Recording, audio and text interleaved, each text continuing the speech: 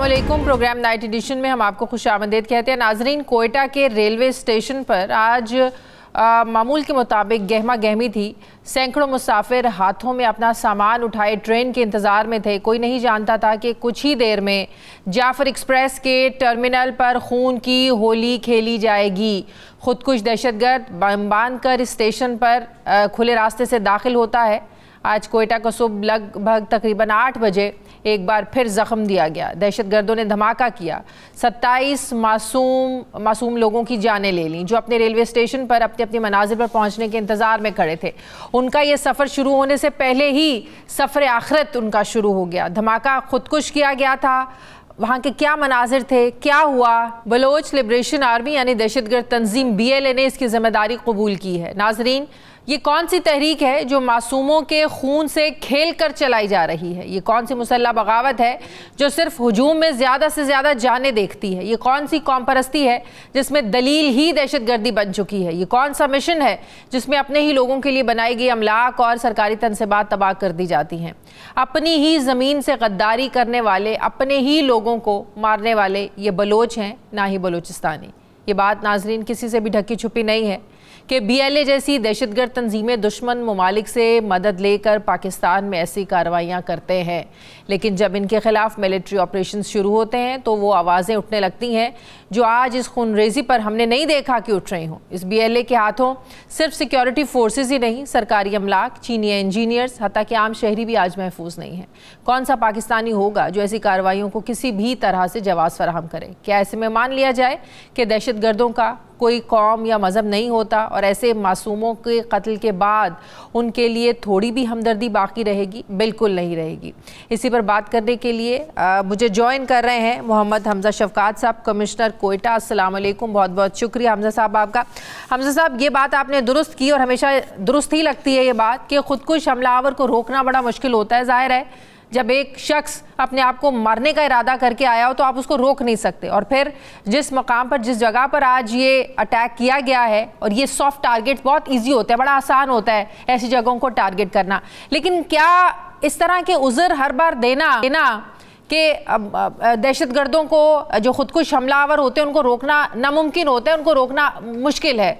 क्या ये उज़र काफ़ी हैं? उन लोगों का क्या कसूर है जो आज अपनी मंजिल पर जाने के लिए निकले थे लेकिन कहीं और चले गए? ये बात आपकी बिल्कुल ठीक है कि इसमें बेगुनाह लोग जो हैं वो शहीद हो रहे हैं, और ये पहला वाकया नहीं है। इससे पहले नोश की जाते हुए ज़ायरीन में से शनाख्ती कार्ड चेक करके इसी बैंड ऑर्गेनाइजेशन ने बंदे निकाले और 20 के करीब लोगों को शहीद किया।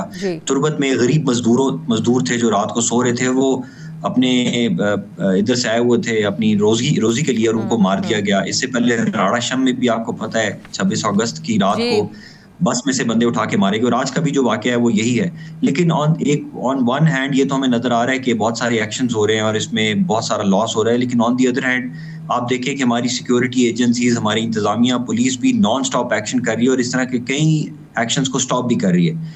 रिसेंटली कल ही की बात है कि हमने जो लोग सबवर्जन में इन्वॉल्व थे उनको अरेस्ट किया और उन्होंने आके अपने आप को टीवी पे प्रेजेंट किया। इससे पहले भी कोयटा के अंदर एक ये जो फितना अल ख्वारिज के लोग हैं इनकी तश्कील को पकड़ा गया, पिशीन में 6 बंदों को पकड़ा गया, न्यूट्रलाइज किया गया। तो ये एक नॉन स्टॉप वॉर है जो हम नॉन स्टॉप लड़ रहे हैं तमाम। लेकिन ये देखने की ज़रूरत है कि दहशतगर्द तंजीमें क्यों मजबूत हो रही हैं, क्यों ही बलूचिस्तान के जो नौजवान हैं, पढ़े लिखे लोग हैं, ख़वातीन हैं, उनकी तंजीमों का हिस्सा बन रहे हैं। इसका एक रूट कॉज है, उसको जानने की ज़रूरत है। आप समझते हैं कि मिलिट्री ऑपरेशन तो एक हल है, मिलिट्री तो वो तो एक सोल्यूशन है, आप नहीं समझते एक सियासी हल भी निकाला जाना चाहिए? बिल्कुल, सियासी हल से भी ज़्यादा ज़रूरी है माशी हल, यानी कि जो इकॉनमी है, जब तक इकॉनमी फ्लरिश नहीं करेगी, यहाँ पे इंटरनेट एक्टिविटी हर जगह मौजूद नहीं होगी, यहाँ पर लोगों को जॉब्स नहीं मिलेंगी, तो तब तक वो इस तरह की एंटी सबवर्जन एक्टिविटीज़ में इन्वॉल्व होते रहेंगे।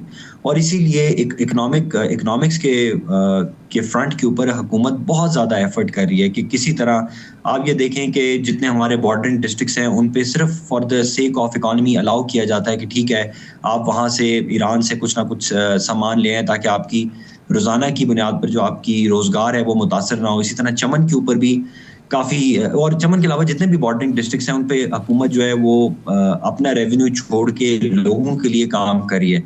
ابھی بھی جو گورنمنٹ ہے, گورنمنٹ نے نان سٹاپ جابس کے لیے اتنے زیادہ پروگرام سٹارٹ کیے ہیں جس میں یوتھ اسکل ڈیولپمنٹ پروگرام ہے. اس کے علاوہ ہر لیبر کلاس کے بچے کو, جو کہ ہزاروں کی تعداد میں, ان کو اسلام آباد کے بیسٹ اسکول میں پڑھانے کا پروگرام سٹارٹ کیا گیا ہے. ملک سے باہر بھیجنے کے لیے 30,000 لڑکوں کا پروگرام سٹارٹ کیا گیا ہے. یونیورسٹیز کو فنڈز دیے جا رہے ہیں, یونیورسٹی آف بلوچستان کو.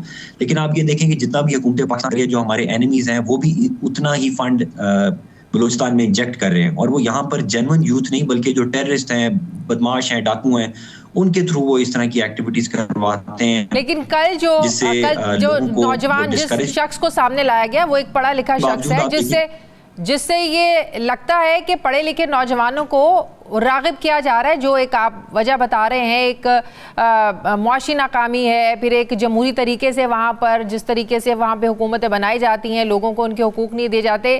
اس سب سے ہٹ کر بھی کیا آپ نہیں سمجھتے کہ مسنگ پرسن کا معاملہ ایک بہت بڑی وجہ ہے؟ ظاہر ہے ان کے جو خاندان ہیں, ان کے جو لواحقین ہیں, جو متاثرہ لوگ ہیں, وہ بھی اس طرف بہت زیادہ راغب ہو رہے ہیں یہ کہہ کے کہ ریاست ان کے ساتھ ظلم کر رہی ہے. بالکل. اب یہ دیکھیں کہ یہ جو نیریٹو ہے, اگر آپ کو واقعہ ہے جس میں یہ کہا گیا تھا کہ ہزاروں کی تعداد میں مسنگ پرسنز جو ہیں ان کی ڈیڈ باڈیز ملی, اور اس میں chief justice of Balochistan high court کو انکوائری آفیسر بنایا گیا, بعد میں ان کو بھی شہید کر دیا گیا, مسکان زئی صاحب کو. انہوں نے پوری انکوائری کی اور پتہ چلا کہ توتک میں صرف 20 باڈیز ملی ہیں, اور وہ بھی ان آئیڈینٹیفائڈ باڈیز تھیں, اور وہ ان لوگوں کی باڈیز تھیں جو شیعہ سنی یا کچھ اس طرح کسی اور وجہ سے ان کو مارا گیا اور پھینکا گیا, یا کوئی ٹرائبل وار میں مارے گئے. اسی طرح اگر آپ کو یاد ہو کہ ملتان کے اندر ہاسپٹل بہت زیادہ چلایا گیا کہ ہزاروں کی تعداد میں ڈیڈ باڈیز ہیں, وہ شاید مسنگ پرسنز کی ہیں, اور بعد میں پتہ چلا کہ وہ مارچری سے نکالی گئی تھی, اور وہ جو ان آئیڈینٹیفائڈ باڈیز وہ ہوتی ہیں جو ہاسپٹلز میں استعمال کی جاتی ہیں بچوں کو پڑھانے کے لیے, میڈیسن کے لیے, ایکسپیریمنٹس کے لیے, اور وہ ہر ہاسپٹل میں ہوتی ہیں. تو دیکھیں گے اس نیریٹو کی وار جو ہے, اسی کو یوز کرتے ہوئے یہاں کی یوتھ کو سبورژن کی طرف لے کے آیا جا رہا ہے. اسی لیے میڈیا کا رول بہت امپورٹنٹ ہے, سول سروس کا رول بہت امپورٹنٹ ہے, گورنمنٹس کا رول بہت امپورٹنٹ ہے, اور اسی لیے ہم سب آج جیسے یہ واقعہ ہوا ہے, ہم سب فوری طور پہ ہم نے میڈیا کو رسپونڈ کیا ہے اور بتایا ہے, اور آج بھی ہم کوئٹہ میں لوگوں کو یہ دکھا رہے ہیں کہ ڈسپائٹ یہ آج جو صبح واقعہ ہوا ہے, اس کے باوجود سیکنڈ بلاسٹ کا خدشہ بھی تھا, لیکن تمام ریسکیو ادارے وہاں پر پہنچے. ایسی کوئی انٹیلیجنس رپورٹس تھیں پہلے, کوئی دھمکیاں تھیں کچھ ایسے ہم لوگ؟ جی, 2 قسم کی تھریٹس کوئٹہ میں چل رہی تھی. ایک تھریٹ تھی کہ سوسائڈ بامبر ہے جو اٹیک کرے گا کوئی سافٹ ٹارگٹ کو, اور اس کے علاوہ ایک کراس بارڈر ٹیررزم کی تشکیل کی بھی تھریٹ تھی. ان میں سے کافی حد تک تو ہم نے نیوٹرلائز کر دیا, لیکن اسی لیے تو آپ دیکھیں نا کہ یہ جو آج بھی سوسائڈ بامبر ہے وہ کسی آفس میں نہیں کر سکا, کسی چیک پوسٹ پہ نہیں کر سکا, کسی پولیس لا انفورسمنٹ کے ادارے پہ نہیں کر سکا, بلکہ اس نے سافٹسٹ ٹارگٹ دیکھا کہ پٹری کے اوپر تو آپ چلے جائیں اور آپ نے باندھا ہو تو, اور پھر جا کے صبح 8:18 پہ وہ لوگوں کے درمیان جا کے. لیکن بات یہ ہے کہ اس سے ڈر کے ظاہر ہے ریلوے اسٹیشنز بند نہیں ہو سکتے, باڈی پارٹس بھی مل گئے ہیں نادرا کے تھرو. اس سے ڈر کے ظاہر ہے ریلوے اسٹیشن بند نہیں ہو سکتے, ہوائی اڈے بند نہیں ہو سکتے, مارکیٹس بند نہیں ہو سکتی, تو کیا اسٹریٹجی ہونی چاہیے پھر؟ جی, اسٹریٹجی یہ ہے کہ ہمیں مزید اپنے آپ کو ری انفورس کرنا پڑے گا, ہمیں پولیس کو, لا انفورسمنٹ کو مزید امپاور کرنا پڑے گا. کچھ لیگل امینڈمنٹس پرپوز کی ہوئی ہیں ہوم ڈپارٹمنٹ نے, انشاءاللہ اس پہ بھی کام ہو رہا ہے, اور ساتھ ہی ساتھ ہمیں نیریٹو کی وار بھی جیتنی ہوگی, جس میں آپ لوگوں کا بہت زیادہ رول ہے. جب تک آپ لوگ یہ آواز آگے نہیں پہنچائیں گے اور ہماری یوتھ تک یہ آواز نہیں پہنچے گی کہ اسٹیٹ کیا کر رہی ہے اور اس کے اوپر جھوٹے الزامات کیا لگائے جا رہے ہیں, تب تک ہم یہ وار نہیں جیت سکیں گے. بلوچستان کی حکومتیں تو ہمیشہ وفاق سے گلہ کرتی ہمیں تو نظر آئی ہیں ماضی میں بھی, کہ وفاق نے ہمیشہ زیادتی کی ہے, وفاق ان کے حقوق نہیں دیتا. تو مسئلہ تو کہیں نہ کہیں وفاق کا بھی ہے, ان کے حقوق کا بھی ہے, معیشت کا بھی ہے, تو یہ تو سب کو مل کر دیکھنا پڑے گا, مل کر چلنا پڑے گا. دیکھیں, بات یہ ہے کہ میں ایز سول سرونٹ میں پالیٹکس آف دا گورنمنٹس میں تو اپنے اوپر کوئی اسٹیٹمنٹ نہیں دے سکتا اور نہ دینا مناسب ہے, لیکن پالیٹکس کے علاوہ دیکھیں یہ تو باقی صوبوں میں بھی ایسا ہی ہے. لوگ یہاں پہ کہتے ہیں یہاں پہ ڈیولپمنٹ نہیں ہے, تو آپ دیکھیں لاہور کے مسافات میں بھی تو ڈیولپمنٹ نہیں ہے, اسلام آباد کے ساتھ میرا آبادی ہے وہاں پہ بھی ڈیولپمنٹ نہیں ہے. تو ڈیولپمنٹ کا بہانہ کر کے ٹیررسٹ ایکٹیویٹی کرنا اور غریب بے گناہوں کو مارنا, یہ کسی طرح سے بھی ہم جسٹیفائی نہیں کر سکتے. اس کی روٹ کاز کے اندر ہم بہت زیادہ فلسافیکل ڈبیٹس میں چلے جائیں گے. کوئی کہتا ہے کہ آپ 6 C's کے ایکشن پہ چلے جائیں, کوئی کہتا ہے آپ خان آف کلات کی پہلے اسٹیٹمنٹ دیکھ لیں. یہ تو ایک پالیٹکس ہے اور یہ ایک بات ہے, جو آئیڈیالوجیکل بات ہے, یہ ٹھیک ہے, یہ چلتی رہی ہے ابھی تک. ہم اپنے جو مسلم ہسٹری کے اندر بھی جتنی وارز ہیں ان کو بھی جسٹیفائی نہیں کر سکیں گے, تو ان کو کیسے جسٹیفائی کریں گے؟ لیکن coming to the point, as a state, as a civil servant, as media کیا رول ہے آج دیکھیں. میں تو I am proud of my team, جو بام کی تھریٹ کے باوجود جو ایمبولینس کے لوگ تھے جو گئے, جنہوں نے باڈیز اٹھائیں. آپ یہ دیکھیں کہ یہ اس ٹرین کے اندر 400 لوگوں نے جانا تھا, اور آپ کتنا بڑا یہ سانحہ ہو سکتا تھا, اور وہاں پہ لوگوں نے وہاں پر یہ 25 لوگوں کی شہادت ہوئی. اور اس کے باوجود آپ دیکھیں کہ ہم لوگ سائٹ پر پہنچے اور ہم نے انشور کیا کہ یہ ٹرین ٹریول کرے گی, اور اس کے بعد ہم نے چمن میں بھی سیکورٹی ہائی الرٹ کی, مچ میں بھی ہائی الرٹ کی, اور اس ٹرین کو ٹائم پر نکالا. یہ جعفر آباد ایکسپریس مووی کی, اور شام کو یہ جو جعفر آباد ایکسپریس نے پشاور سے آنا تھا وہ واپس بھی آئی, اس کو ریسیو بھی کیا. جو بزنس ایز یوزول ہے وہ چل رہا ہے. یہ اس طرح کے امن و امان کے حوالے سے جو اجلاس ہوا اس میں کیا اسٹریٹجی اور کیا چیزیں طے پائیں اس میں؟ امن و امان کے حوالے سے اجلاس ہوا جس کو منسٹر نے انٹیریئر نے اور چیف منسٹر صاحب نے چیئر کیا, اور اس میں سی ٹی ڈی والوں نے پوری بریفنگ دی. اور اس میں ابھی تک وہ جہاں تک پہنچ چکے ہوئے ہیں, وہ ایک ابھی سینسٹیو انفارمیشن میں شیئر نہیں کر سکتا, لیکن میں آپ کو یہ بتا سکتا ہوں کہ وہ کس علاقے کا بندہ ہے, کس کاسٹ کا بندہ ہے, کہاں سے وہ ریکروٹ کیا گیا, کہاں پہ وہ آپریٹ کرتا رہا, کون کون لوگ اس کے فیسیلیٹیٹرز تھے, کس نے ریکی کی ہے. ان کافی حد تک انفارمیشن ہم نکال چکے ہوئے ہیں, اور انشاءاللہ آپ دیکھیں گے. ظاہر ہے لوکل فیسیلیٹیشن سہولت کاری کے بغیر تو ایسے حملے ہو نہیں سکتے, تو اس کا مطلب سلیپر سیلز آپ کے فیسیلیٹیٹر اندر ہی موجود ہیں. بالکل اندر موجود ہے, اور ان کو ٹائمنگ بھی ایگزیکٹ پتا تھا, اور ان کو یہ بھی پتا تھا کہ کون کون اس میں ٹریول کر رہے ہیں, اور کس طرح وہ اس کو اوائڈ کرتا ہوا وہ انٹر ہوا سامان کے ساتھ, اور right in the heart of crowd وہ کھڑا ہوا. تو یہ اس میں ڈیفینیٹلی ایک پورا پلانڈ ایک آپریشن تھا. لیکن یہ کہ اب ہم اس کو بیک ٹریک کر رہے ہیں, ہوپ فلی ہم اس میں کافی اچھی ایڈوانسمنٹ ہوگی انشاءاللہ. بہت شکریہ کمشنر کوئٹہ محمد حمزہ شفقات صاحب, بہت شکریہ آپ کا. مجھے بریک لینی ہے ناظرین, واپس آتے ہیں وقفے کے بعد.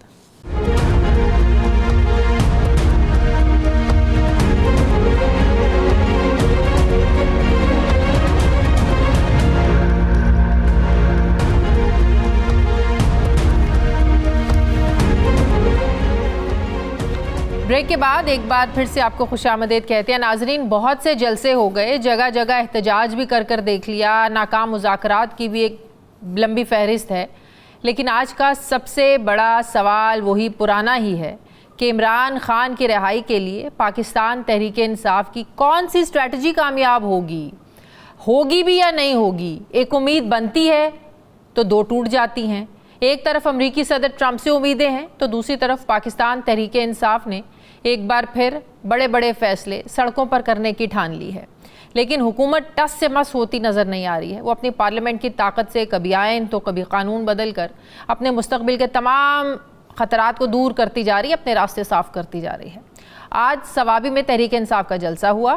پاکستان تحریک انصاف نے عمران خان کی رہائی کے لیے ایک احتجاجی تحریک شروع کرنے کا عندیہ دیا ہے, مگر یہ تحریک کب شروع ہوگی کوئی فائنل ڈیٹ تو اناؤنس نہیں کی گئی. ثوابی جلسے کو لے کر ہم نے یہ دیکھا پچھلے کافی دنوں سے بڑا شور تھا کہ وزیر اعلیٰ KPK گنڈاپور صاحب عمران خان کو جیل سے نکالنے کا کوئی حتمی پلان دیں گے, مگر آج انہوں نے ایسا کوئی پلان تو شیئر نہیں کیا. بس خطاب کرتے ہوئے اتنا کہا کہ عمران خان اسی مہینے یعنی نومبر میں فائنل کال دیں گے, کارکن تیار رہیں, اس بار اپنے قائد کو رہا کروائے بغیر گھروں کو واپس نہیں جائیں گے.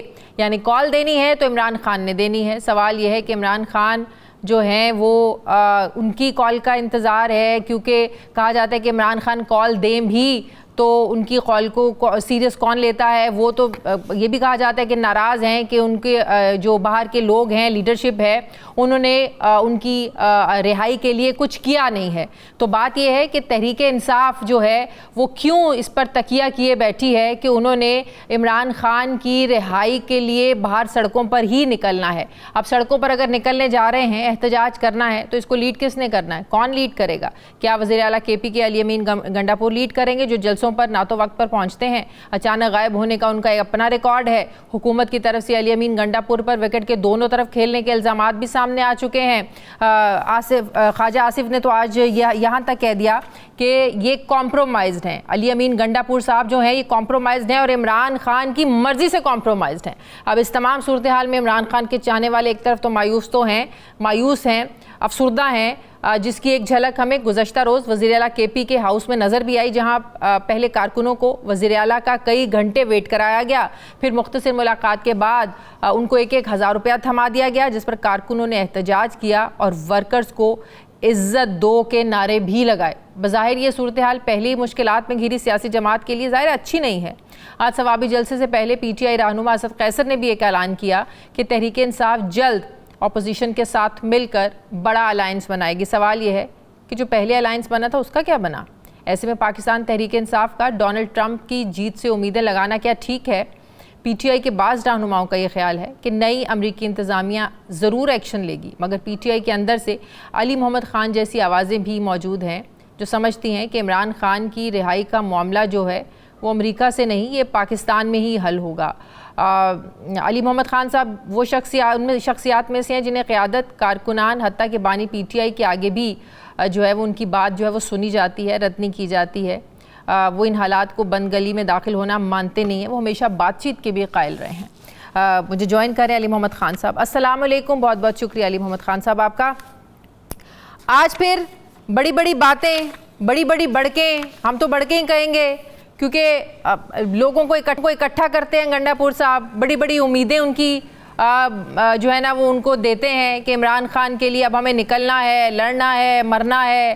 لوگ نکلتے ہیں تو خود یہ غائب ہو جاتے ہیں، لوگ انتظار کرتے رہتے ہیں۔ آج کہتے ہیں کہ چاہے جان چلی جائے بانی پی ٹی آئی کو رہا کروا کر ہی دم لیں گے۔ آپ بھی سیاست کو خوب سمجھتے ہیں، پاکستان کی احتجاجوں کی جو جلسے جلوسوں کو ہسٹری کسی سے ڈھکی چھپی نہیں ہے، آپ لوگوں کا 126 دن کا دھرنا ہے۔ کیا پاکستان میں کبھی ایسے ہوا ہے کہ ایسے ریلیوں سے، جلسوں سے، جیلوں سے لوگوں کو آزاد کروا لیا جائے؟ بہت شکریہ۔ بسم اللہ الرحمن الرحیم، اللہم صلی علی محمد وعلی آلہ وصحبہ وسلم۔ سب سے پہلے تو میں تحریک انصاف کے کارکنان کو بالخصوص خیبر پختونخوا کے جو ہمارے کارکن ہیں، عوام ہیں، ثوابی ایریا، مردان، چارسدہ، نوشہرہ، پشاور، سوات، اس ساری ریجن سے، اور ساؤتھ جو گنڈا پور صاحب کا اپنا علاقہ ہے، ان سب علاقوں سے بہت سے لوگ آئے، اور پنجاب سے ہمارے دوست آئے، کشمیر سے، کراچی سے میں نے دیکھا، اور کوئٹہ سے، بلوچستان سے بھی کچھ پریزنس موجود تھی۔ تو سب کا شکریہ، سب کو ایک کامیاب بڑے ایونٹ کی بہت بہت مبارکباد۔ اب آتے ہیں آپ کا جو سوال ہے، دیکھیں میں اسٹیج پہ تھا، میں شام سے ہی وہیں تھا، عصر کے وقت سے۔ مجھے سپیکرز بہت زیادہ تھے، مجھے تو گفتگو کا ادھر موقع نہیں مل سکا، لیکن تمام سپیکرز نے جتنے بھی بولے انہوں نے یہی اندیا دیا کہ اس عزم کا اعادہ کیا کہ ہم خان صاحب کے ساتھ لوائل ہیں، کھڑے ہیں، ہر قربانی دیں گے۔ جو بنیادی بات تھی وہ گنڈا پور صاحب نے کی آج کہ فائنل کال عمران خان صاحب دیں گے۔ جب وہ فائنل کال آئے گی تو پھر پوری قوم سارے ملک میں ایک ساتھ نکلے گی۔ میں ایک بات اس پہ کہوں گا، سیاست میں اس کو بڑی کال کہہ سکتے ہیں، فائنل کال سیاست میں میں سمجھتا ہوں کہ کبھی بھی حرف آخر نہیں ہوتا۔ آپ آج آخری اپنی کوشش کر کے کل پھر کوشش کرتے ہیں، کیونکہ ہم نے اس ملک کے لیے کوشش کرنی ہے، کریں جب تک ہم زندہ ہیں، پاکستان کے لیے اپنا کردار ادا کرتے رہیں گے۔ دوسری بات یہ ہے کہ میں سمجھتا ہوں گنڈا پور صاحب اپنے حصے سے زیادہ انہوں نے ڈیوٹی کی ہے۔ بنیادی ذمہ داری مرکزی قیادت کی ہے، پاکستان تحریک انصاف کی مرکزی لیڈرشپ کی، جس میں گنڈا پور صاحب بھی حصہ ہیں آف کورس، لیکن چیئرمین بیرسٹر گوہر اور نئے جنرل سیکرٹری سلمان راجہ، فارمر جنرل سیکرٹری جو ابھی اپوزیشن لیڈر ہے عمر ایوب خان، اور ساتھ میں ہم سب ان کے ساتھ ہیں۔ جو بھی میرے پاس کوئی عہدہ نہیں ہے، لیکن عہدے کے بغیر جتنا کام ہو سکتا ہے میں عہدے کے ساتھ شاید اتنا نہ ہو سکتا۔ لیکن میرا سوال پھر وہی ہے کہ مقصد کیا ہے عمران خان کو جیل سے رہا کروانا؟ کیا کبھی ایسے بھی سوال پھر میرا وہی ہے کہ کیا پاکستان میں کبھی ایسے ہوا ہے کہ باہر نکلیں لوگ سڑکوں پر، باپ لے آئیں لوگوں کو، لیکن جیلوں سے قیدی رہا ہو جائیں؟ ایسا تو کبھی ہوا نہیں پاکستان میں۔ اس حد تک میں آپ سے ایگری کرتا ہوں کہ جلوس سے، جلسے سے عدالت کا دروازہ، جیل کا دروازہ نہیں کھلتا، لیکن ایک پریشر ماؤنٹ ہوتا ہے حکومت وقت پہ۔ اس کا مقصد کسی عدالت پہ پریشر ڈالنا نہیں ہوتا، نہ عدالت پریشر میں کام کرتی ہے، لیکن حکومت پہ ایک پریشر ڈیولپ ہوتا ہے۔ دیکھیں دوسرا سائیڈ آف کوائن دیکھ لینا، اگر ہم کوئی ایکٹیویٹی نہ کریں، کوئی جلسہ نہ کریں، کوئی جلوس نہ کریں، صرف جو ہے عدالت پہ بیٹھ جائیں کہ وکلا وہاں کیس پیش کریں گے اور ہمارا لیڈر نکل آئے گا، تو یہ لیگل کیسز صرف نہیں ہیں، یہ بیسیکلی پولیٹیکو لیگل کیسز ہیں، پولیٹیکل کیسز بنائے گئے ہیں، سیاسی کیسز بنائے گئے ہیں۔ عمران خان صاحب سیاسی اسیر ہیں، تو سیاسی اسیری کا جواب سیاست میں یہ پنہا ہے. اس کا مسئلہ صحیح ہے, لیکن علی محمد خان صاحب ایسی حکومت جس کے بارے میں آپ لوگ کہتے ہیں, آپ ایسی حکومت پر پریشر ڈالنا چاہتے ہیں جس کے بارے میں آپ لوگ خود کہتے ہیں یہ کمزور حکومت ہے, جس کے نہ فیصلے اپنے ہیں نہ ان کے وزیر اپنے ہیں, ان کے تو ہاتھ پیر بندھے ہوئے ہیں, ان کو تو بٹھایا گیا ہے. تو ایسی حکومت جس کو خود آپ لولا لنگڑا کہتے ہیں کہ کسی کے کہنے پر آ کر بیٹھ گئے, بٹھا دیا گیا ہے, اسے کیا توقع رکھتے ہیں آپ لوگ؟ اس کو کیا پریشرائز کریں گے جس کو آلریڈی آپ پریشرائزڈ کہتے ہیں؟ تحریک انصاف نے ثابت کیا ہے کہ باوجود بہت زیادہ کرٹیسزم کے, جو کہ ہونی چاہیے, جو ہونی ہے جب تک عمران خان صاحب باہر نہیں نکلتے, یہ ہونی ہے کرٹیسزم, لیڈرشپ پہ ہونی ہے. کوئی کہے گا فلانا کمپرومائز ہے, کوئی کہے گا فلانا ہے. جو میدان میں کھڑے ہیں میں تو ان کو سلام پیش کرتا ہوں, چاہے ایم این اے ہے, ورکر ہے, اپنے گھر تلوا کے خواتین اٹھائی گئی, بچوں کو تشدد ہوا, غائب کر دیے گئے, مارا پیٹا گیا, پرچے, کاروبار تباہ, سب کچھ. ابھی انیکا بی بی ہیں ہماری ایم این اے, انیکا صاحب جو ہیں سٹنگ ایم این اے, الیکٹڈ ایم این اے, انہوں نے, ان کی ایک ویڈیو میری آج صبح نظر سے گزری, دیکھ کے افسوس بھی ہوا, غصہ بھی آیا, شرم بھی محسوس ہوئی کہ ایک سٹنگ ایم این اے, خاتون ایم این اے کے ساتھ یہ کیا جا رہا ہے کہ ان کے فصلیں تباہ کرنا, ان کو کاروبار بند کر دینا, گھر تلوا دینا, پرچے, یہ سارا کچھ لیڈرشپ برداشت کر رہی ہے. یہ اسٹرگل ہے, اسٹرگل میں اپس اینڈ ڈاؤنز آتے رہتے ہیں. دیکھیے یہ پولیٹیکل کیسز ہیں, ان کا حل بھی پولیٹیکل ہے, اس لیے یہ احتجاج اور جلسہ جلوس ایک ضروری امر ہے. لیکن ہم سب کو اس سے آگاہ ہیں, فیصلہ عدالتوں میں ہوگا, فیصلہ اس کا ڈائیلاگ ٹیبل پہ بھی ہو سکتا ہے. اور میں نے پچھلی ملاقات میں خان صاحب کے سامنے یہ نقطہ رکھا بھی تھا کہ جلسے جلوس بھی ہم نے کرنے ہیں, لیکن میں یہ سمجھتا ہوں کہ یہ جو پالیٹکس میں ڈائیلاگ کا راستہ ہے ہمیں بند نہیں کرنا چاہیے. ڈائیلاگ کس سے نہیں ہوتا ہمیشہ. ڈائیلاگ کس سے ہونے چاہیے؟ جن کے پاس طاقت ہے یا جو لا کر بٹھائے گئے ہیں؟ دیکھیں میرے سے اگر آپ پوچھیں, میں آپ کی بات میں سمجھ گیا ہوں. ایز اے پولیٹیکل ورکر میں اسٹیبلشمنٹ سے براہ راست ڈائیلاگ کے حق میں نہیں ہوں. میں سمجھتا ہوں کہ سیاسی فورسز کے بیچ میں چاہے جتنی بھی مخاصمت ہو, جتنا بھی فاصلہ ہو, ڈائیلاگ ادھر ہی ہوتا ہے. اور ڈائیلاگ کا مطلب ڈیل نہیں ہوتا. جو ڈیل کرتے ہیں وہ پہلے مہینے نکل جاتے ہیں, انگلینڈ پتہ نہیں کدھر, امریکہ نکل جاتے ہیں. 450 دنوں سے جو آدمی جیل میں بیٹھا ہے اس نے ڈیل کرنی ہوتی تو پہلے مہینے میں کر کے ملک چھوڑ کے چلا جاتا.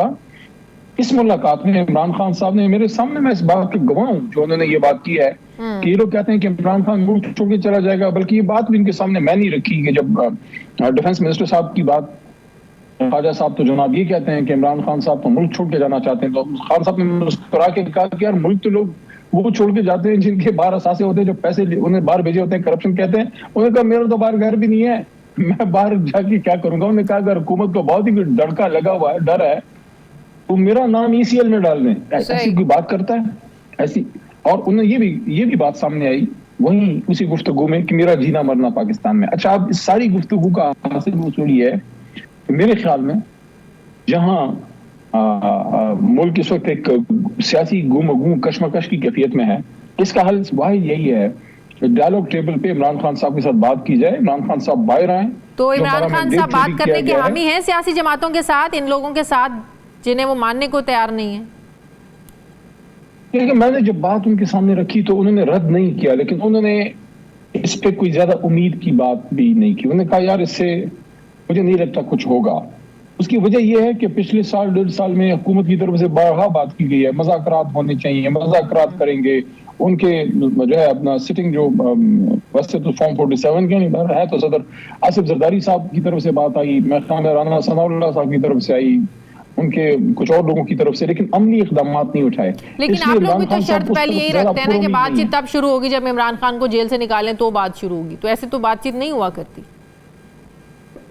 چلیے دیکھتے ہیں, جب تک بات نہیں ہوتی یا کوئی رزلٹ اس طرف نہیں نکلتا, کوئی پولیٹیکل حل نہیں نکلتا, تب تک ہم تو روڈوں پہ بھی ہیں اور عدالتوں میں بھی ہیں اور آپ کے سامنے میڈیا پہ بھی ہیں اور سوشل میڈیا پہ بھی ہیں اور پارلیمنٹ میں بھی ہیں, ہر جگہ ہیں. کیونکہ ہم نے کسی بھی صورت میں عمران خان صاحب کو, اس قوم نے ثابت کیا ہے, ان کے ورکر نے ثابت کیا ہے کہ عمران خان صاحب اکیلے نہیں ہیں, قوم ان کے ساتھ ہے. اور صرف عمران خان نہیں بلکہ ان کی بہت سی لیڈرشپ ان کے ساتھ جیل میں ہے. 85 سالہ ڈاکٹر یاسمین راشد ہے, کینسر سروائیور ہے. میں سمجھتا ہوں کہ میاں محمود رشید صاحب سے کوئی ایکسپیکٹ نہیں کرتا تھا, پرانے وفادار ساتھی ہیں, لیکن ایج ان کی زیادہ ہے, ان کی بات نہیں ہوتی. ان کی بات ہونی چاہیے. فارمر گورنر عمر سرفراز چیمہ, کیا وہ جنرل آدمی ہے؟ 3.5 سال جب ہماری حکومت تھی، وزیر اعظم تھے خان صاحب، آخر میں ان کو ایک عہدہ ملا گورنر کا، اور انہوں نے ثابت کیا کہ پرفارمنس دینے کے لیے کوئی سال نہیں چاہیے، ان چند مہینوں میں ثابت کیا کہ وفادار آدمی جب کرسی پہ بیٹھتا ہے اس کا وہ رنگ دکھاتا ہے اپنا، اس کی وفا رنگ دکھاتی ہے. ساتھ میں پھر آخری جو سب سے اہم میں سمجھتا ہوں کہ اعجاز چوہدری صاحب سینیٹر بھی، اور شاہ محمود قریشی صاحب. آپ مجھے بتائیے، آپ اتنے عرصے سے کور کر رہی، جہانگیر ترین صاحب کے زمانے سے ان کا ایک تھا دھڑے کا بھی وہ تھا، کیا شاہ محمود صاحب سے کوئی ایکسپیکٹ کرتا تھا؟ اس ساتھ 2 دفعہ کی وزیر خارجہ سے یہ ایکسپیکٹ کرتا تھا کہ کوئی جو خان صاحب سے چند کی ان کے دن کم ہے جیل میں، باقی تو ان کے بھی 400 دنوں سے زیادہ ہو گئے ہیں. شاہ محمود صاحب بھی کھڑے ہیں، تو قوم تو کھڑی ہے اپنے لیڈر کے ساتھ. تو سیاست میں مشکلات آتی ہیں، آج نہیں تو کل خان صاحب نکل آئیں گے. کیا نیا اپوزیشن الائنس بنانے کی سوچ رہے ہیں آپ لوگ؟ ایک پہلے بھی تو بنا تھا، اس کا کیا بنا؟ دیکھیں، اسد صاحب کوشش کر رہے ہیں. میں اپریشیٹ کرنا چاہوں گا فارمر اسپیکر جناب اسد قیصر صاحب کو، اللہ نے یہ صلاحیت دی ہے، ان میں خوبی ہے کہ وہ پولیٹیکل فورسز کے ساتھ بات کر سکتے ہیں، ان کو لوگ عزت دیتے ہیں، ان کی بات سن لیتے ہیں. تو انہوں نے مولانا صاحب کے ساتھ بھی انگیجمنٹ رکھی. بلکہ مجھے یاد ہے پچھلے سال جب الیکشن نہیں ہوئے تھے تو میرے پاس آئے، یہ بات شاید بہت کم لوگوں کو پتا ہے. مجھے اسد صاحب نے کہا کہ مولانا صاحب کے پاس جانا ہے. میں کہا یار آپ ہی جاؤ. انہوں نے کہا نہیں تم نے بھی جانا ہے. میں کہا کیا کرنا ہے؟ اس کو کوئی پولیٹیکل انگیجمنٹ کی بات نہیں تھی. مولانا صاحب محترم کی خوش دامن صاحبہ کی فوتگی ہوئی تھی. تو میں نے کہا ٹھیک ہے اسد صاحب میرے گھر آئے. میں نے کہا اب تو جانا بنتا ہے، میرے فارمر اسپیکر ہیں، میرے تو بڑے بھائی جاتے ہیں. ہم چلے گئے. وہ جو ہم پہ کرٹیسزم ہوئی، سارا کچھ ہوا، آج سب نے دیکھا کہ ایک انگیجمنٹ اچھی ایک سٹیپ تھی. خان صاحب نے اس کو پھر سپورٹ کیا کہ ٹھیک ہے مولانا صاحب اگر ہمارے ساتھ اس چیز پہ آتے ہیں ساتھ، کیونکہ ان کو بھی کچھ ریزرویشنز ایسی ہیں جیسے 26ویں آئینی ترمیم پہ ملٹری ٹرائلز والی چیز، کورٹس والی چیز جو ہے، ساتھ میں فارم 47 کا جو ایشو ہے، ان ساری چیزوں پہ ان کے ہمارے موقف میں کافی مطابقت ہے. تو ٹھیک ہے، اپنا اسد صاحب ان سے انگیج کر رہے ہیں، انہوں نے اچکزئی صاحب سے انگیج کیا، علامہ ناصر عباس صاحب ہیں ہمارے ساتھ، زیادہ حامد رضا صاحب ہیں، اور بھی جماعتوں سے ان کے رابطے، جماعت اسلامی سے کی جا رہی. پہلے انہی جماعتوں پر مبنی آپ لوگوں کا اپوزیشن الائنس تھا. اگر کچھ ایڈیشن ہوگا تو اگر مولانا ملتے ہیں تو اس کو اسٹرانگ ایک اپوزیشن الائنس کہا جا سکتا ہے، اگر مولانا مانتے ہیں. دیکھیں، میں تو جس سوچ کا ہوں وہ سب کو پتہ ہے، میں اس چیز کو اچھا سمجھتا ہوں. پولیٹیکل الائنسز اگر اپوزیشن میں ہوں، لیکن میری جو ذاتی سوچ ہے وہ یہ ہے کہ اس پہ یہ ٹرمپ والے معاملے پہ بھی میں نے صبح ٹویٹ کی تھی، کچھ لوگوں کو اچھی بھی نہیں لگی، لیکن سب اس نقطے پہ آ گئے ہیں. دیکھیں، زندگی میں آپ اپنی جنگ خود ہی لڑتے ہیں، کوئی کسی کو نہیں سنبھالنے آتا. لیکن اگر الائنس ہو تو فبیہا، یہ نور علی نور ہے. لیکن یہ مجھے پتا ہے عمران خان کو اس قوم نے اس کے برکت نہیں نکالنا ہے. لیکن انشاءاللہ ہم کوشش کر رہے ہیں، ہم نا امید نہیں ہیں. خان صاحب سے ملاقات ہوتی ہے تو میں ان سے بات بھی کرتا ہوں. اور لیکن پی ٹی آئی نے شور اتنا ضرور مچا دیا ہے کہ ڈونلڈ ٹرمپ کی کال آئے گی تو عمران خان باہر آ جائیں گے کہ حکومت کو بھی پریشانی لگ گئی ہے. نہیں اتنا شور مچاؤ کہ جھوٹ بھی سچ لگنے لگے. ایسا شور مچایا پی ٹی آئی نے. نہیں، دیکھیں میری بات سنیے. اب تو یہ بات اظہر من الشمس ہے، it's very clear, it's writing on the wall. Imran Khan صاحب کی جب یہ بات ایسے ہے بڑی سنجیدہ کہ خان صاحب کی جب حکومت ختم ہوئی تو وہ عمران خان نہیں، وزیر اعظم پاکستان، کوئی بھی وزیر اعظم ہو، چاہے عمران خان کی جگہ شہباز شریف ہی کیوں نہ ہو، ہمارے بدترین سیاسی مخالف. لیکن اگر شہباز شریف صاحب کی بھی حکومت، کوئی بیرونی طاقت، امریکہ جو بھی ہو، اس کی طرف سے کوئی سائفر آئے اور اس کو تھریٹ کیا جائے کہ شہباز شریف کو اتارو، شہباز شریف کو اتارو تو ہم تمہیں معاف کر دیں گے، اور اگر اتار دیا تو معاف کر دیں گے، نہیں اتارو گے تو ملک کو سیریس کنسیکوینسز کا سامنا کرنا. علی محمد کھڑا ہو جائے گا شہباز شریف کے لیے. کیوں؟ کیونکہ وہ شہباز شریف نہیں، وزیر اعظم پاکستان ہے. تو لیکن بعد میں عمران خان صاحب نے اس کو کہا کہ نہیں، امریکہ انوالو نہیں تھا، یہاں کی اسٹیبلشمنٹ، سیاستدان، یہاں کے لوگوں کو استعمال کیا گیا. عمران خان صاحب نے کہا تھا. دیکھیں میری بات سنیے، پرسوں بھی انہوں نے اس بات کا ذکر کیا. میری جو بات ہے وہ تھوڑی ادھوری رہ گئی کہ عمران خان صاحب کی جب حکومت رجیم چینج کے ذریعے ختم کی گئی، سائفر جب بھیجا گیا اور تھریٹ کیا گیا، تو عمران خان صاحب کی تو اپنی ذاتی لڑائی نہیں تھی جو بائیڈن سے، امریکہ سے. عمران خان تو پاکستان کے مفاد کی لڑائی لڑ رہا تھا. اگر وہ کہہ رہا تھا میں اڈے نہیں دوں گا، تو کیا وہ بنی گالا کی زمین جو بائیڈن ہتھیانا چاہ رہا تھا؟ وہ اس لیے اڈے نہیں دے رہے تھے کہ اگر یہاں اڈا بنے گا تو یہاں سے جب دہشت گردی ہوگی یا جب آپ کے ایئر اسٹرائکس ہوں گے، تو اگر کابل میں پاکستان. نمبر 2, اگر وہ یہاں سے روس جا رہے تھے سستے تیل کے لیے, سستے تیل سے انہوں نے کوئی میاں والی میں اپنا پیٹرول پمپ لگانا تھا؟ نہیں, اس ملک کے عوام کے لیے. تو جب عمران خان نے اس ملک کے عوام کے لیے پالیسی, ملک میں بھی باہر کا انٹروژن کو روکا اور باہر آزاد خارجہ پالیسی, اور پھر امریکہ جا کے یونائٹڈ نیشنز میں حرمت رسول صلی اللہ علیہ وسلم کی جنگ لڑی, مدینہ کی ریاست کی باتیں کی. یہ تو اپنی جنگ نہیں لڑ رہا تھا. تو جب اس پہ قوم کی جنگ لڑتے ہوئے اس کی حکومت پہ حملہ ہوا تو اس وقت آرمی چیف کا, حساس اداروں کا, اپوزیشن کا, اسپیکر کا, پورے ملک کی کیا ریسپانسبلٹی تھی کہ اپنے وزیر اعظم کو مضبوط کرتے. انہوں نے اپنے وزیر اعظم کو اکیلا چھوڑا. سلام ہے اس قوم کو جو علی محمد خان صاحب, تو آپ یہ سمجھتے ہیں کہ اگر وہ انٹرفیرنس غلط تھی تو آج اگر عمران خان کی رہائی کے لیے, ایسے ہی زوم کر لینا ایک سیکنڈ کے لیے, اگر کال آتی ہے تو یہ انٹرفیرنس پہ بھی غلط سمجھی جائے, یہ اس انٹرفیرنس کو بھی پھر قبول نہ کیا جائے؟ دیکھیے, کوئی بھی بیرونی مداخلت, ہم کسی بھی بیرونی مداخلت کے حق میں نہیں. ہمیں اپنے ملک کے فیصلے خود کرنے ہیں. یہ ملک ایک آزاد ملک ہے. یہ مطلق العنان ایک برطانوی ریاست سے ہم نے آزادی حاصل کی, اسی لیے کی تھی ہم اپنے فیصلے آزاد کرنے ہیں. لیکن ایک البتہ چیز ہے, اور وہ یہ ہے جو عمران خان صاحب نے بات کی نا کہ ایٹ لیسٹ جو ٹرمپ صاحب کی جو ایڈمنسٹریشن ہے وہ نیوٹرل رہے گی.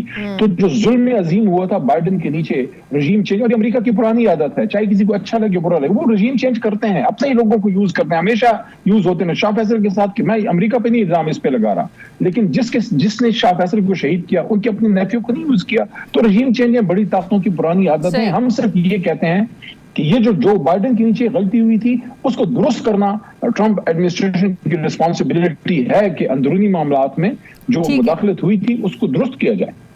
ٹھیک ہے, بہت بہت شکریہ. پاکستان انصاف کے سینئر رہنما علی محمد خان صاحب میرے ساتھ ہیں, بہت شکریہ آپ کا. مجھے بریک لینی, واپس آتے ہیں وقت کے بعد.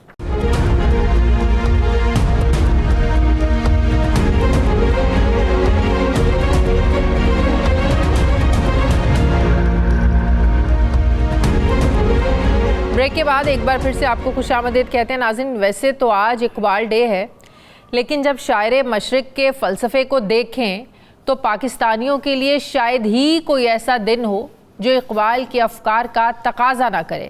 یہ حقیقت ہے کہ ڈاکٹر محمد اقبال کی سوچ کو چند لائنوں یا چند کتابوں میں سمویا نہیں جا سکتا, لیکن اگر میں اقبال کے فلسفے کو چند الفاظوں میں بیان کروں تو وہ بنیادی نقطہ نظریہ خود ہی ہے کہ جس شخص نے اپنے آپ کو پہچان لیا وہ بلندی کی طرف چل نکلا.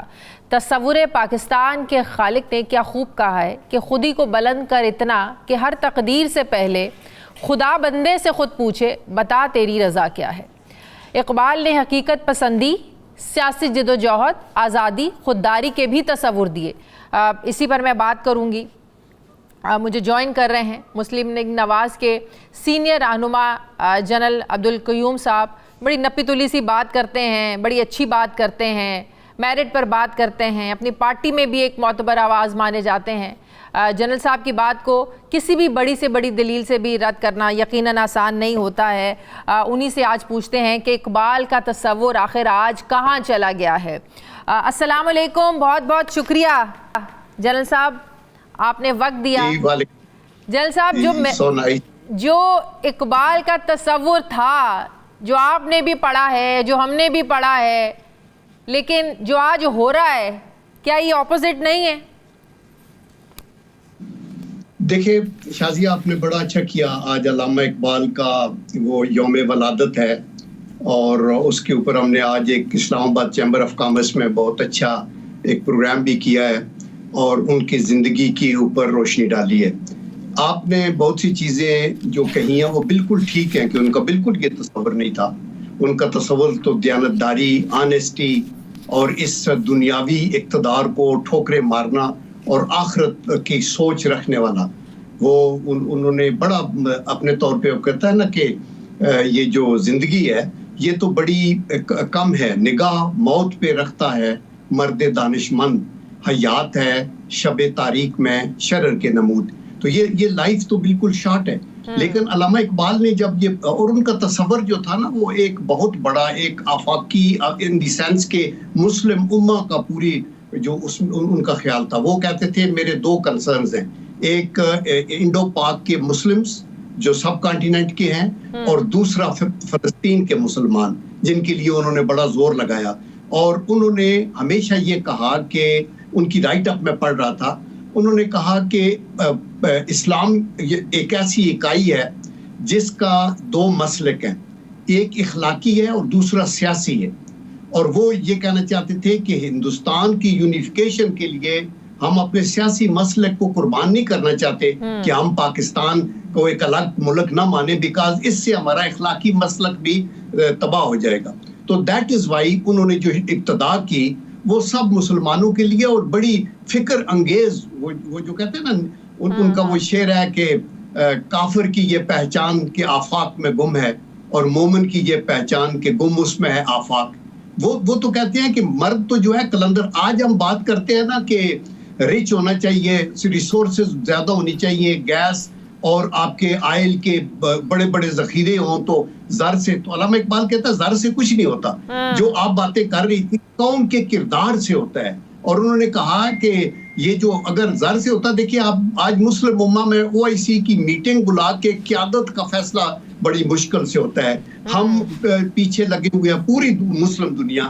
تو انہوں نے کہا زر اور دولت سے نہیں ہے، کیریکٹر کی کمزوری ویکنس مضبوطی سے ہوگا. تو اس کے اوپر انہوں نے بڑا اچھا کہا کہ سبب کچھ اور ہے تو جس کو خود سمجھتا ہے، زوال بندہ مومن کا بے زری سے نہیں، گر جہاں میں میرا جوہر آشکار ہوا کلندری سے ہوا ہے، انگری سے نہیں. تو علامہ اقبال تو روحانیت کی بات کرتے ہیں، اور روحانیت میں یہ چیزیں جو آپ کہہ رہی ہیں اس میں ساری بہت سی اسپیکولیٹو بھی ہوں گی، بہت سی ون سائیڈڈ ایک سوچ ہوگی کہ یہ پارٹی یہ کر رہی ہے یا وہ پارٹی کر رہی ہے، یا حکومت کی ایک قصوروار ہے یا اپوزیشن قصوروار ہے. بٹ بحیثیت قوم بہت سی فیلنگز ہیں، اور یہ سچی بات ہے کہ ہم نہ قائد اعظم کے فرمودات پہ گئے ہیں اور نہ جو تصور تھا علامہ اقبال کا، ہمیں اس کی لیکن موجودہ حکومت کا ایک مشن لگتا ہے کہ کسی نہ کسی طریقے سے آپ دیکھیں وہ چاہتے ہیں کہ عمران خان جو ہیں وہ جیل کے اندر ہی رہیں. یہاں آئین میں ترامیم بھی ہو رہی ہیں، راتوں رات قانون بھی بن رہے ہیں،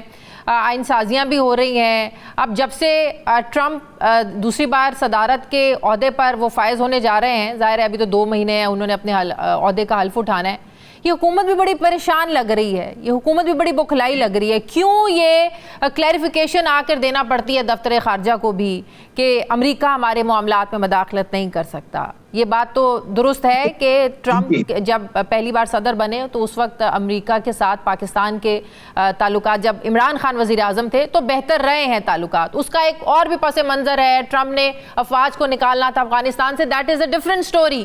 لیکن ایک اچھے تعلقات رہے ہیں. لیکن اس کو لے کر آج حکومت کیوں بکھلائی ہوئی ہے کہ کہیں عمران خان جیل سے باہر ہی نہ آ جائے اگر کال آ جائے؟ دیکھیں یہ ایک ویو پوائنٹ ہے نا کہ بکھلائی ہوئی ہے کہ کسی نے وہ بیان دے دیا تو یہ کیا، یہ تو ایک کنکلوژن ہے جس کے پیچھے کوئی لاجک مجھے نظر نہیں آتی. دیکھیں امریکہ ایک بہت بڑا ملک ہے، اس کے ساتھ اچھے تعلقات کے لیے ہر دنیا کا ہر ملک آگے آئے گا اور وہ کرنا چاہے گا. ہماری یہ پالیسی کا حصہ یہی ہے کہ امریکہ کے ساتھ تعلقات چائنا کی کاسٹ پہ یا سی پیک کی کاسٹ پہ نہیں ہو سکتے، اور چائنا کے ساتھ تعلقات امریکہ کی کاسٹ پہ نہیں ہو سکتے. تو آپ کی سفارتکاری کی جو فینیس ہے، جو سپریارٹی ہے آپ کی اورینٹیشن فارن ریلیشن کی، اس میں یہی ہے کہ آپ ایسی پالیسی اختیار کریں کہ آپ اس کے درمیان چلیں. دیکھیں یہ بھی ایک ایلوژن ہے کہ ٹرمپ کی دوستی فلانے ملک سے تھی یا فلانے لیڈر سے تھی. کسی کی ان لیڈرز کی دوستی نہیں ہوتی، ان کے اپنے اپنے انٹرسٹ ہیں اور ان کے اپنے اپنے مفادات ہیں. اور ہمارے اپنے پاکستان کی ایک اسٹریٹجک لوکیشن ہے، اور جو امریکہ ہے وہ یہ چاہتا ہے کہ پاکستان ٹوٹلی ایک قدر بلاک کے اندر نہ چلا جائے، اور اپنے طور کے اوپر یہاں ٹیررزم کے جو کچھ ہو رہا ہے. لیکن جنرل صاحب ایک کال امریکہ سے کالز آنے کی ایک ہسٹری تو ہے، آپ اس سے ڈینائی تو نہیں کرتے نا؟ کالز تو آئی ہیں. نہیں دیکھیں کالز تو آئی ہے نا، آن ریکارڈ ہے کہ جب یہ نیوکلیئر ایکسپلوژن ہونے تھے تو پتہ نہیں کتنی کالیں آئی تھی، اور نواز شریف صاحب نے بات بھی کی تھی بل کلنٹن کے ساتھ، اور اس کے اوپر ہم نے نہیں کہا. اس کے علاوہ آپ دیکھیں شازیہ کہ امریکہ سے کتنی کالیں آئی ہیں کہ وہ جو ڈاکٹر آفریدی ہے جو اسامہ کی اس چکر میں پکڑا ہوا ہے ادھر کہ بھائی اس کو چھوڑ دے، اور بہت سے ایشوز ایسے ہیں جس کے اوپر کرتی رہتی ہے قومیں. لیکن آپ ایبسولوٹلی ناٹ بھی نہیں کہتے، ایٹ دی سیم ٹائم آپ اپنے انٹرسٹ کو کسی طریقے سے بھی داؤ پہ بھی نہیں لگانا چاہتے. تو میرے خیال میں سپیریئر سفارتکاری سے ابھی ہم دیکھتے ہیں ٹرمپ کی پلیٹ کے اندر بہت کچھ ہے. وہ ایک چائنا کے خلاف ٹریڈ کی وار ہے, 60% ٹیرف ان کو لگانا چاہتا ہے, یورپ کے اوپر 20% ٹیرف لاسٹ ٹائم انہوں نے وہ کہا ہوگا تھا. دین وہ یونی پولر ورلڈ کے سٹیٹس کو کنٹیسٹ کر رہا ہے کہ اس سے یہ ملٹی پولر نہ بڑھے. اور نمبر 3 سب کانٹیننٹ میں وہ امپورٹنس انڈیا کی ہے بھی, اس لیے کہ وہ چاہتے ہیں چائنا کی کنٹینمنٹ. لیکن سب سے بڑھ کر ڈومیسٹک ایشوز بہت زیادہ ہیں جس پر ٹرمپ کی توجہ ہوگی, ان کے انٹرنل پرابلمز بہت ہیں.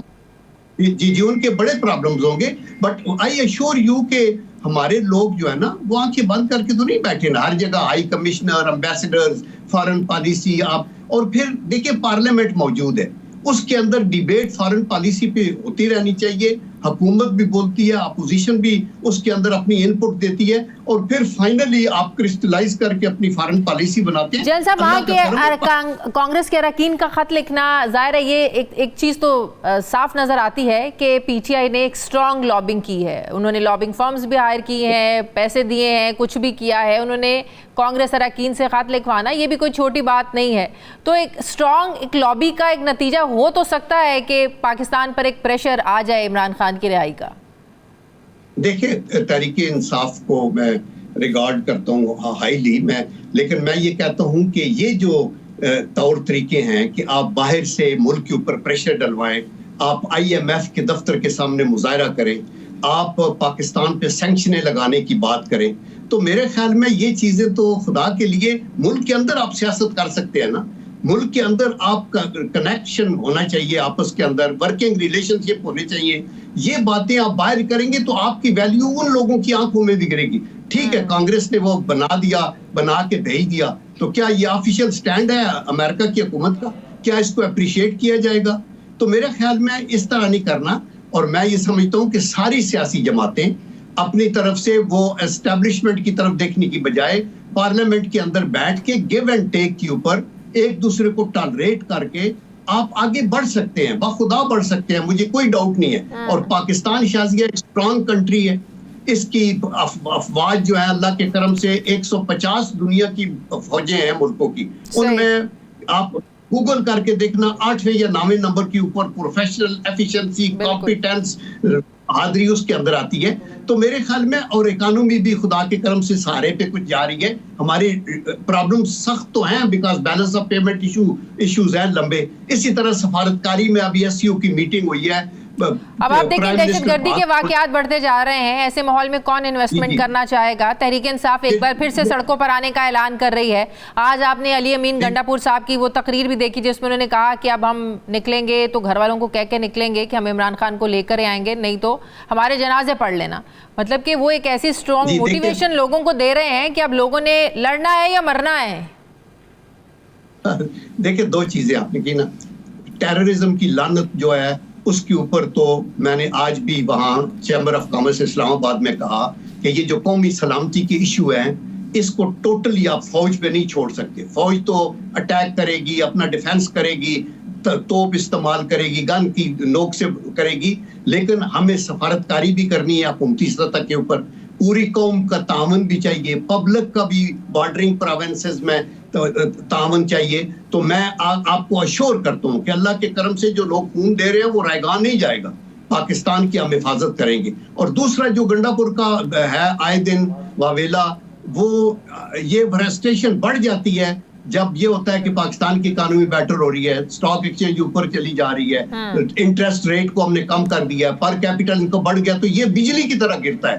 چونکہ ہم تو ہمارے یار لوگ تو یہ پروپیگنڈا کرتے ہیں گیا پاکستان ابھی ڈیفالٹ ہوگا, یہ ہوگا, اور پھر سوشل میڈیا پہ ہر نیگیٹو نیوز. تو اب علامہ اقبال کی بات ہے نا, تو ایک میں آپ کو بتاؤں کہ علامہ اقبال نے یہ جو ہماری سپیچ کی آزادی اور بولنے کا حق ہے اس پہ انہوں نے لکھا تھا کہ آزادی افکار سے ہے ان کی تباہی, رکھتے نہیں جو فکر و تدبر کا سلیقہ ہو, فکر اگر خام تو آزادی افکار انسان کو حیوان بنانے کا ہے طریقہ.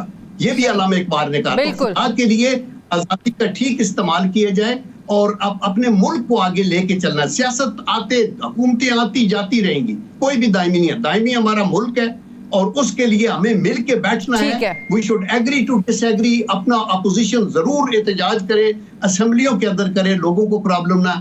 آئے دن حکومت کی جو اٹینشن ہے ادھر اگر کرے گی ट्रबल होगी तो फिर इकोनॉमी सफर करेगी। तो हुकूमत के लिए ट्रबल होगी, तो आप कह रहे हैं अगर तहरीक इंसाफ सड़कों पर आ जाती है, हुकूमत के लिए टेंशन होगी, हुकूमत की जो टेंशन है वो डाइवर्ट होगी और ट्रबल होगी, हुकूमत के लिए थ्रेट होगी। ऑफ कोर्स देखिए इस तरह होता है तो हुकूमत जो है वो वीक विकेट पे होती है। वो क्योंकि उन्होंने रोकना भी है, लेकिन उन्होंने साथ ये भी देखना है कि अपोजिशन का तो दिल है कि कोई लाशें गिरें, हमने कैजुअल्टीज भी नहीं होने देनी, तो लोगों की हिफाजत जानो माल की भी करनी है। किसी ने एयरपोर्ट पे जाना है, किसी ने हॉस्पिटल में जाना है, वो भी हुकूमत की रिस्पॉन्सिबिलिटी है ना। तो दैट इज वाई मैं कहता हूँ कि प्रेशर क्रिएट करना है तो पार्लियामेंट में करें या कहीं बैठ के एक जगह के ऊपर आप अपना इंतजाम। बहुत शुक्रिया। मसनून के सीनियर रहनुमा lieutenant general retired Abdul Qayyum साहब मेरे साथ थे। बहुत शुक्रिया आपका। नाज़रीन, प्रोग्राम का वक्त हो गया, फीडबैक दें, अपना ख्याल रखें, मुझे इजाज़त दें, अल्लाह हाफ़िज़।